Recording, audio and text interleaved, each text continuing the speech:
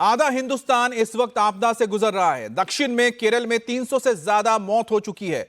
उत्तर में हिमाचल प्रदेश में बादल फट रहे हैं। पश्चिम में राजस्थान, पूरब में असम की बाढ़। सरकार आज ही संसद में नया बिल आपदा प्रबंधन भी लेकर आई। आपदा में अब सियासत नहीं होगी, केंद्र सरकार, राज्य सरकार मिलकर काम करेंगे। बिल पेश हुआ, विरोध भी हुआ। कुदरत जब कहर बरपाती है तो मिलकर लड़ना होता है। आज हिमाचल को केंद्र की जरूरत है। अब भी नेताओं को सबक नहीं मिल रहा तो वे तस्वीर देख लें, लाखों लोगों की जान खतरे में है।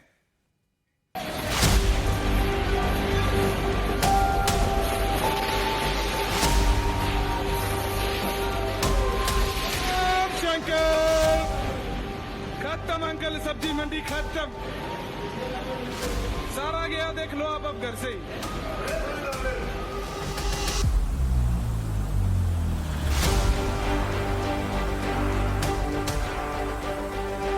भाइयों, मलाना डैम फट गया है। कृपया नदी नालों से दूर रहे। मलाना डैम फट गया है। Attention please. सब लोग नदी नाले के पास रहने वाले सभी भाइयों से निवेदन है कि वो सुरक्षित स्थान पर जाएं। और मलाना वन डैम फट गया है।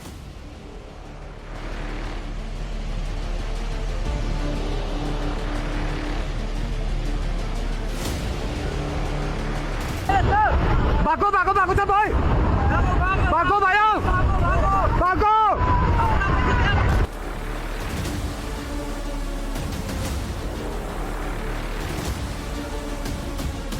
मलाना डैम टूट चुका है और देखिए पानी का फ्लो देखिए।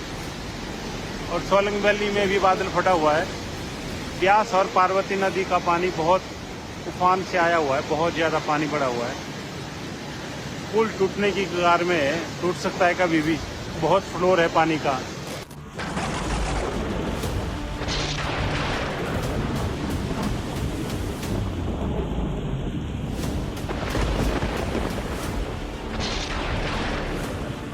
भाई गोरीकोंड में कुछ कांड हो गया है, बारिश के वजह से बहुत खतरा हो गया है। सोनप्रयाग में भी खतरे की झंडी में, सोनप्रयाग भी पूरे लॉज होटल सब खाली करवा दिए, सब अलर्ट हो गए सारे। हिमाचल में हंगामा मचा है।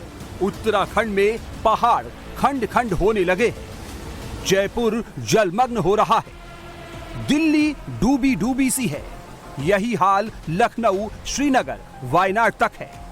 क्या पहाड़, क्या मैदान, क्या नदी, क्या डैम, चारों तरफ तबाही ही तबाही है। खतरे में जिंदगी है और खतरा हर दिन के साथ बढ़ता जा रहा है। हिमाचल प्रदेश में रेड अलर्ट है। नदियां सीमा लांघ चुकी है। सड़क और नदी के बीच फर्क अब खत्म होने लगा है। डैम से पानी का फ्लो आउट ऑफ कंट्रोल हो रहा है। किसी भी वक्त पार्वती नदी में बने पुल टूट सकते हैं। तबाही हिमाचल में दस्तक दे रही है। हिमाचल प्रदेश की स्थिति पर प्रधानमंत्री मोदी खुद मॉनिटरिंग कर रहे हैं। हर संभव मदद पहुंचाई जा रही है। राहत कार्य जोरों से चल रहा है। नुकसान हुआ है उसमें मंडी जिला के अंतर्गत थलटूखोड़ है, वहाँ जहाँ ज़्यादा नुकसान हुआ है। और इसके अलावा जो आनी विधानसभा क्षेत्र में भी नुकसान हुआ है, एक गांव में, वहाँ पर लगभग 9 लोग जो है वो उसमें मिसिंग है, वहाँ पर ये बताया जा रहा है। और इसके अलावा जो शिमला जिला के अंतर्गत रामपुर पड़ता है, वहाँ पर 19 लोगों की मिसिंग होने की खबर है। गृह मंत्री जी और नड्डा जी ने मुख्यमंत्री जी से भी बात की है और दोनों से बातचीत होने के बाद उनको पूरा सहयोग की बात कही है, आश्वासन दिया है, भरोसा दिया है।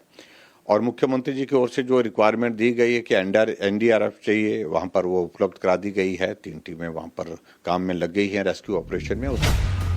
अब तक हिमाचल प्रदेश में 4 लोगों की मौत हो चुकी है। 50 लोग लापता है। आंकड़े बढ़ने का डर बरकरार है। हिमाचल में 4 जगह बादल फटे हैं। कुल्लू, मंडी, शिमला और चंबा में बादल फटने की घटना हुई। बादल फटने का मतलब होता है बहुत कम वक्त में बहुत ज्यादा बारिश होना, जिसकी वजह से लैंडस्लाइड होती है। पानी के बहाव के साथ बड़े बड़े पत्थर आ जाते हैं। रास्ते में जो कुछ आता है, चाहे वो बिल्डिंग हो या पुल हो, सब तबाह हो जाते हैं। फ्लैश फ्लड के सामने कोई नहीं टिक पाता। जो पेड़ है इसमें जा रहे हैं, आप देख सकते हैं। और मलाना डैम जो है सुनने में आया कि ऊपर से फट गया है और उससे अब जो है पानी और बढ़ रहा है, आप देख सकते हैं। घरों से बाहर बिल्कुल सुबह ही निकल चुके हैं, आप देख सकते हैं। भयंकर तबाही जो है पीछे हो चुकी है। ये भाई रात को टूट चुका है, सुबह के समय, सुबह का टाइम था तब टूटा है। दूसरा भी टूटने की कगार में है, बोल रहे हैं कि छोड़ रहे हैं डैम। और अभी देखो पानी ऊपर घुस चुका है। नदी का बहाव इतना तेज है, सारी आवाजें इस शोर में दब जा रही है। हिमाचल में नदियों का लेवल बढ़ रहा है और बारिश होने का सिलसिला भी शुरू है। पिछले 24 घंटे में पालमपुर में 212 मिलीमीटर, जोगिंदरनगर में 161 मिलीमीटर, धर्मशाला में 183.2, बैजनाथ में 135, सुजानपुर टिहरा में 142, नादौन में 103.5, पवंटा में 121.2 और कुफरी में 84 मिलीमीटर बारिश हुई है। हर जगह आसमानी आफत बरसी है। शिमला से केदारनाथ की दूरी 185 किलोमीटर है। शिमला हिमाचल प्रदेश में है, केदारनाथ उत्तराखंड में है। लेकिन बादल यहां पर भी फटा है। केदारनाथ घाटी एक बार फिर कांप उठी है। केदारनाथ में लिंचोली और भीमबली 2 जगह बादल फटा है। भीमबली में बादल फटने से रास्ता टूट गया। ये केदारनाथ जाने का रास्ता है जहां पर सड़क टूट गई। रास्ते में एक छोटी सी दुकान थी जो दब गई है। कल रात को जो बादल फटा था, इस गदेरे में फटा है।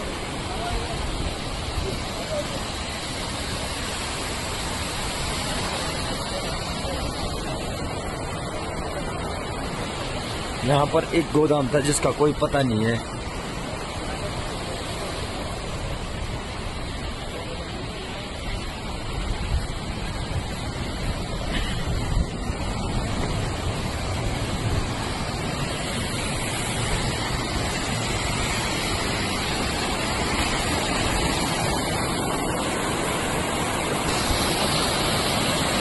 यहाँ पे एक दुकान थी जो दब गई है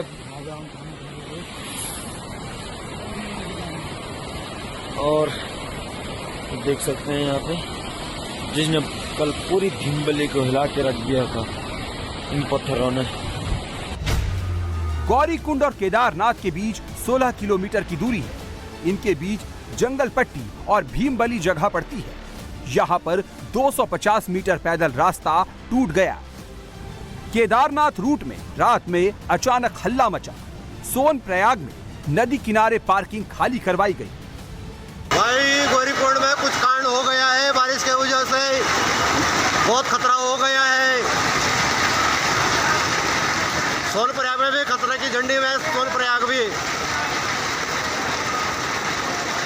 पूरे लॉज होटल सब खाली करवा दिए, सब अलर्ट हो गए। सारे यात्री लोग सब भाग रहे हैं।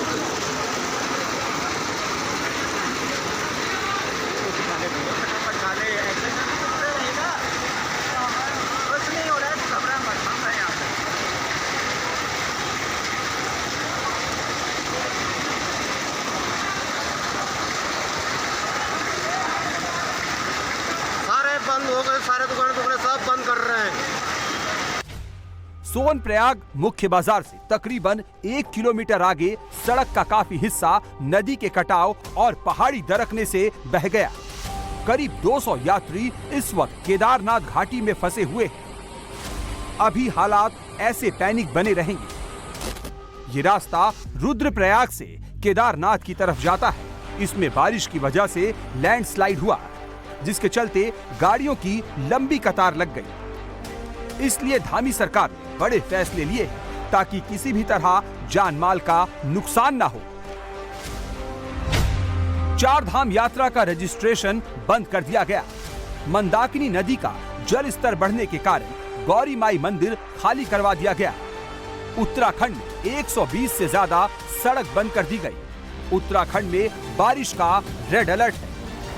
अल्मोड़ा के प्रसिद्ध जागेश्वर धाम में भी बादल फटा है, जिसके बाद जागेश्वर धाम से लगी नदी में जल स्तर अचानक बढ़ गया। कई जगहों पर दीवारें गिर गई। ये देहरादून के पास टमसा मंदिर है, जहां पर मंदिर के अंदर पानी घुस गया। ये मंदिर टमसा नदी पर बना है।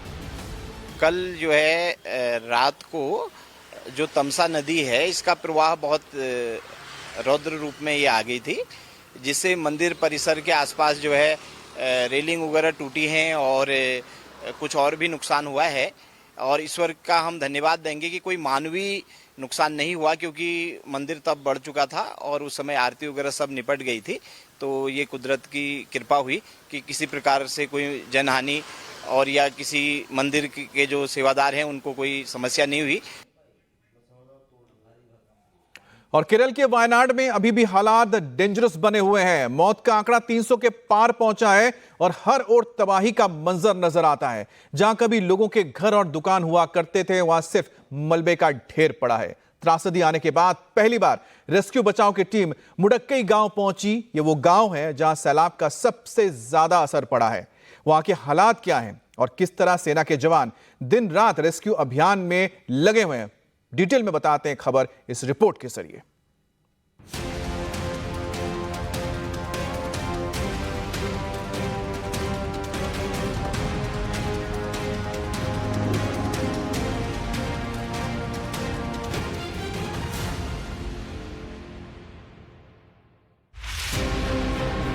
हर ओर बिखरे हुए सामान। यहाँ पर कई सारे लोगों की अलमारियां गिरी हुई पड़ी है, बिस्तर गिरे हुए पड़े हैं।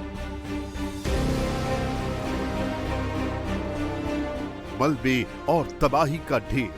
तबाही का मंजर देख सकते हैं, आपको अंदाजा लग जाएगा। मकानों की जगह बड़े बड़े बोल्डर। जहाँ पर पत्थर बोल्डर नजर आ रहे हैं, वहाँ पर रिहायशी मकान होते थे। हर तरफ बर्बादी का मंजर। जहाँ पर भी आपकी नजर जाएगी, यहाँ पर बर्बादी का मंजर नजर आता है।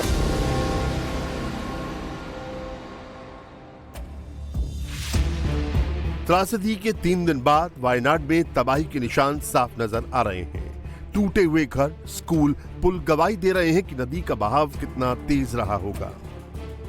इन 72 घंटों में ही वायनाड की तस्वीर बदल चुकी है। जो वायनाड कभी पर्यटकों को अपनी ओर खींचता था, आज वो डरा रहा है। पिछले 24 से 48 से 72 घंटों में इस जगह की तस्वीर बदली है, वायनाड की तस्वीर बदली है। और पहाड़ों पर बादलों को देखने जो लोग यहाँ पहुँचते थे, उन्हें ये सब कुछ देखने को मिल रहा है जो परेशान करने वाली तस्वीर है। और यहाँ के रहने वाले लोगों के लिए भी ये अच्छी तस्वीर नहीं है। घर नंबर 1, घर नंबर 2, घर नंबर 3, 4, 5, 6 इस तरीके से यहाँ पर जो भी इस बरसाती नाले के बगल में जो भी घर थे, वो सब पूरी तरीके से तबाह हैं। कई घरों के तो नामो निशान नहीं बचे हैं। 2 घरों के बीच में भी एक घर था, लेकिन वो आपको नज़र नहीं आएगा क्योंकि वो पूरी तरीके से तबाह हो चुका है, बर्बाद हो चुका है। वो टूटे बिखरे पड़े हैं और अंदर कोई भी सामान नहीं। अंदर एक बड़ा सा पेड़ जो है वो अंदर घुसा है, यानी कि जब यहाँ पर लैंडस्लाइड हुआ और पानी के साथ साथ जो कीचड़ पहुँचा है, वो अपने साथ बड़े बड़े पेड़, बड़े बड़े दरख्तों को उखाड़ कर लाया और इन घरों में छोड़ कर गया है। दूसरी तरफ आप देखिए, इस तस्वीर को मैं आपको दिखाने की कोशिश करूंगा। ये जो घर है वो 1 मंजिला घर है और पहली मंजिल तक आपको कीचड़ के छींटे जो हैं वो नजर आ रहे होंगे, यानी कि आप समझिए कीचड़ कहां तक। उस वक्त कीचड़ की नदी बह रही थी यहाँ पर। लैंडस्लाइड ने सबसे ज्यादा तबाही मुंडकई गांव में मचाई थी। यहाँ 1200 लोगों की बस्ती थी जो पूरी तरह वीरान है। पहले 500 मकान हुआ करते थे, अब सिर्फ 40-50 मकान नजर आ रहे हैं। मुंडकई गांव का संपर्क पूरी तरह टूट चुका था। बाढ़ आने के बाद यहां बने पुल बर्बाद हो चुके थे। सेना के जवानों ने 24 घंटे के भीतर 2 टेम्पररी पुल तैयार किए और पहली बार रेस्क्यू बचाव टीम उस जगह पहुंची जहां तबाही सबसे ज्यादा हुई थी। भारतीय सेना के शौर्य और पराक्रम को देखने के लिए, जानने के लिए हर बार हमें सरहद पर जाने की जरूरत नहीं रहती। जब भी देश पर प्राकृतिक आपदा आती है, विपदा आती है, तब सेना सबसे आगे खड़ी नजर आएगी लोगों के मदद के लिए। केरल के वायनाड में जो लैंडस्लाइड हुआ, चूरलमला, मुंडकई जैसे कई इलाके इससे प्रभावित हुए हैं। अब जिस जगह मैं खड़ा हूं ये चूरलमला का इलाका है और यहाँ पर अगर आप 24 घंटे पहले आते तो यहाँ का जो ब्रिज है वो ध्वस्त मिलता, लेकिन 24 घंटों के अंदर में सेना ने यहाँ पे 2 पुलों का निर्माण करीब करीब कंप्लीट कर लिया गया है। रात भर यहाँ पर सेना के जवान, सेना के लोग काम कर रहे थे। 6 आर्मी के कॉलम्स जो हैं वो यहाँ पर डिप्यूट किए गए हैं। वो अपने मेडिकल टीम के साथ, इंजीनियरिंग टीम के साथ मौजूद हैं। अब ये ब्रिज इसलिए इम्पॉर्टेंट हो जाता है, अगर मैं आपको बताऊं कि ये ब्रिज और जो दूसरे ब्रिज बनाया जा रहा है वो इसलिए इम्पॉर्टेंट हो जाता है क्योंकि इसी से पार करके आप मुंडकई की तरफ जाएंगे। 29-30 जुलाई को रात 2 बजे के करीब पहली बार मुंडकई में लैंडस्लाइड हुआ। इसके 2 घंटे बाद सुबह 4:10 पर दूसरी जगह चूरामाला लैंडस्लाइड हुआ। आधी रात को 2 बजे से सुबह 6 बजे तक 4 बार लैंडस्लाइड हुआ और इस हादसे में 4 गांव बह गए। मुंडकई, चूरामाला, अट्टामाला और नूलपुझा। सेना के साथ इंडिया टीवी की टीम भी मुंडकई पहुंची। वहां हमें वो मंजर नजर आया जिसकी कोई कल्पना नहीं कर सकता था। जहां घनी बस्ती हुआ करती थी वो पूरा इलाका समतल हो गया है। जिस गांव में 1000 से ज्यादा लोग रहते थे वहां लाशों का ढेर लग गया। जो गांव प्रकृति की गोद में बसे थे वहां सन्नाटा छाया हुआ था।